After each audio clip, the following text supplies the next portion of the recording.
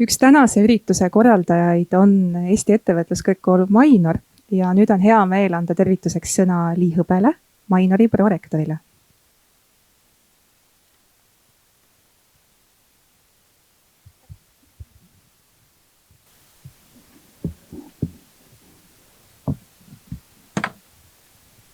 Lugupeetud naised, ettevõtjad, naisettevõtjad, nende toetajad ja kaaselajad. Mul on siiras hea meel tervitada teid kõiki Eesti ettevõtluskõrgkooli Mainor poolt.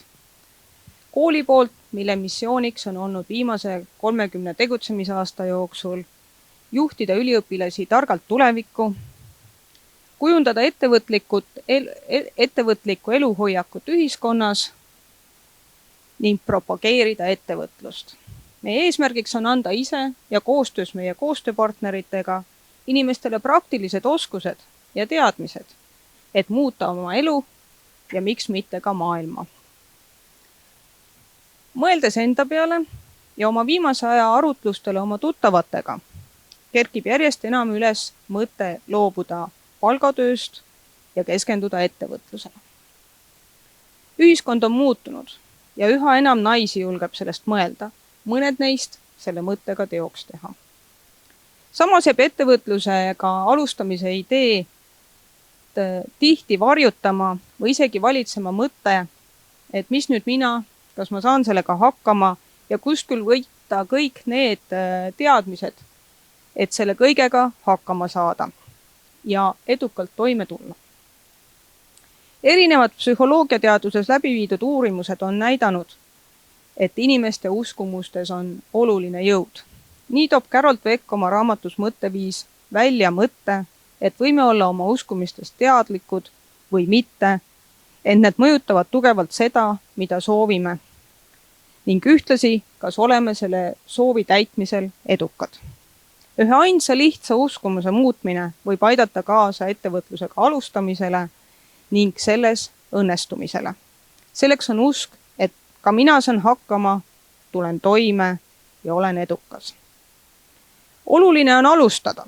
Oluline on teha see esimene samm ja kindlasti ei saa see teekond olema sirgejooneline või takistusteta.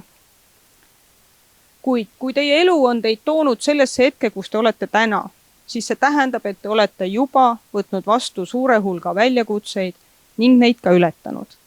Ja seega minu küsimus teile, mis peaks nüüd olema teisiti?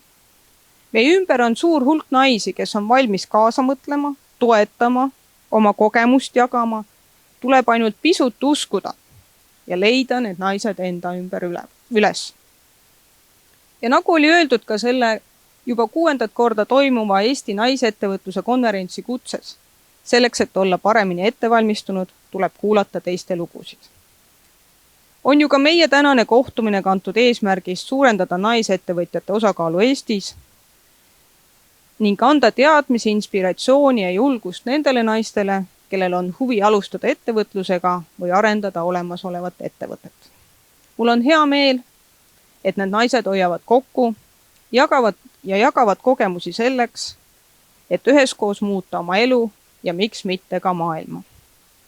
Seega, kuulake, küsige, arutlege ning peaasi uskuge. Ka teie õnnestute ettevõtluses. Nautige konverentsi. Aitäh teile!